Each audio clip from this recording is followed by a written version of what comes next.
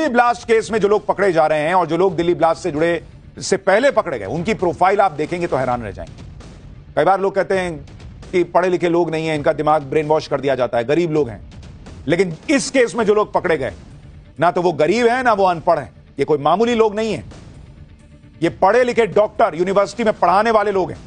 ऐसे ऐसे लोग पकड़े जा रहे हैं दिल्ली ब्लास्ट केस में। एक समय था जब आतंकी संगठन धमाकों के लिए, अटैक के लिए गरीब कम पढ़े लिखे युवाओं का ब्रेन वॉश करते थे। जैसे आपको याद होगा, ये कसाब, अजमल कसाब अनपढ़ था और गरीब परिवार से था। उसका परिवार ठेला लगाकर पेट पालता था। कहा जाता है कि कसाब के पिता ने सिर्फ 15,000 रुपए के लिए उसे आतंकी संगठन लश्कर तैयबा को सौंप दिया था। लेकिन अब आतंक का नया मॉड्यूल आ गया। ये व्हाइट कॉलर टेररिज्म है बॉस, अर्बन टेररिस्ट आप इनको कह सकते हैं, जो बड़े बड़े शहरों में बड़े बड़े पदों पर बैठे हैं। दिल्ली ब्लास्ट के बाद इस व्हाइट कॉलर टेरर मॉड्यूल के तार एक दूसरे से जुड़ते दिख रहे हैं। हैरानी की बात यह है कि ये लोग पढ़े लिखे, समाज से सम्मानित पेशे से जुड़े हुए लोग हैं। अरे जब आतंकी हमला ही करना था तो इतना पढ़ना क्या था? मां बाप का पैसा भी बर्बाद किए, समय बर्बाद किए, नौटंकी किए कि डॉक्टर हो, सीधा आतंकी हमला करने जाते हैं। इनके पास किसी चीज की कमी नहीं है। इस देश ने इन लोगों को इज्जत की जिंदगी जीने के लिए सब कुछ दिया। लेकिन आरोप क्या है कि इन्होंने इसी देश में आतंक फैलाया। जैसे आप देखिए कि व्हाइट कॉलर टेरर नेटवर्क के जो डॉक्टर जांच एजेंसियों के रडार पर आ चुके हैं, उनमें पहला किरदार जम्मू कश्मीर के पुलवामा का रहने वाला डॉक्टर उमर मोहम्मद, दिल्ली ब्लास्ट का मास्टरमाइंड माना जा रहा है। दूसरा किरदार फरीदाबाद से गिरफ्तार किया गया डॉक्टर मुजम्मिल शकील, इसके पास से 2900 किलो विस्फोटक बरामद किया गया। डॉक्टर मुजम्मिल जम्मू कश्मीर के अनंतनाग में सरकारी अस्पताल में डॉक्टर उमर के साथ काम कर चुका था। तीसरा किरदार पुलवामा का डॉक्टर सज्जाद, इस पर आतंकी डॉक्टर्स का पार्टनर होने का आरोप है। चौथा किरदार डॉक्टर अदील, सहारनपुर से गिरफ्तार हुआ, इसके लॉकर से AK-47 राइफल भी बरामद की गई।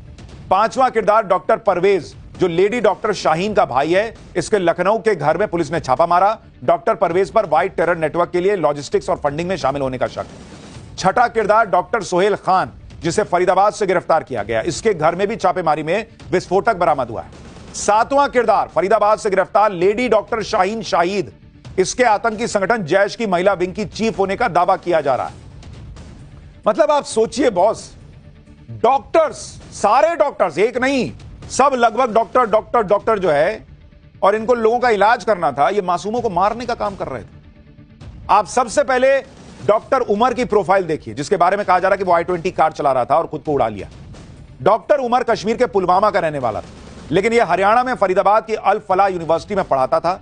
डॉक्टर उमर को ही आतंकी डॉक्टरों का लीडर माना जा रहा है। उसने 2021 में पढ़ाई करते हुए संगठन बनाने का फैसला लिया था।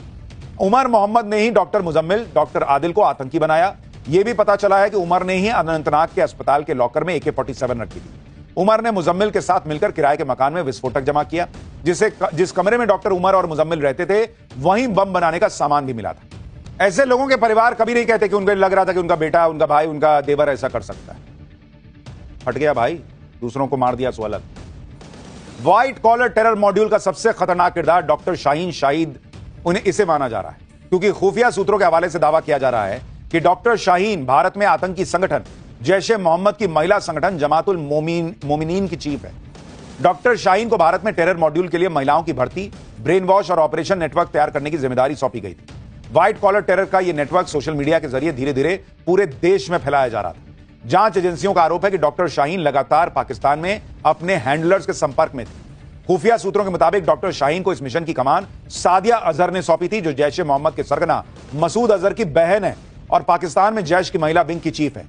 डॉक्टर शाहीन की UPSC एग्जाम पास करने के बाद साल 2006 में कानपुर के गणेश शंकर विद्यार्थी मेडिकल कॉलेज में असिस्टेंट प्रोफेसर के तौर पर नौकरी लगी थी।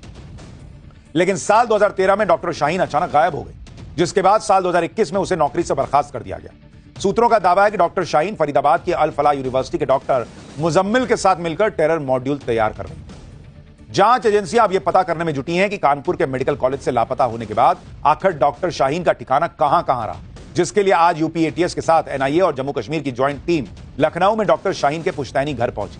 लखनऊ में डॉक्टर शाहीन के घर से हमारे सहयोगी की एक रिपोर्ट दी।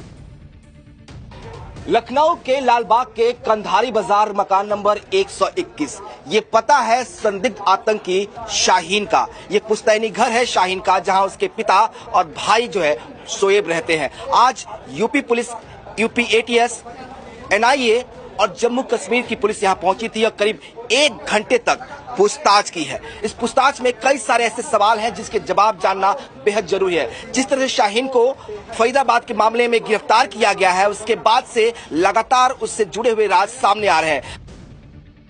देखिए, मामला बहुत गंभीर है बॉस, क्योंकि जिस तरीके से अब पढ़े लिखे डॉक्टर्स आतंकी बन रहे हैं, आरोप लग रहा है, जिस तरीके से महिलाएं अब इसमें शामिल हो गई हैं, यह मामला बहुत बहुत पेचीदा होता जा रहा है।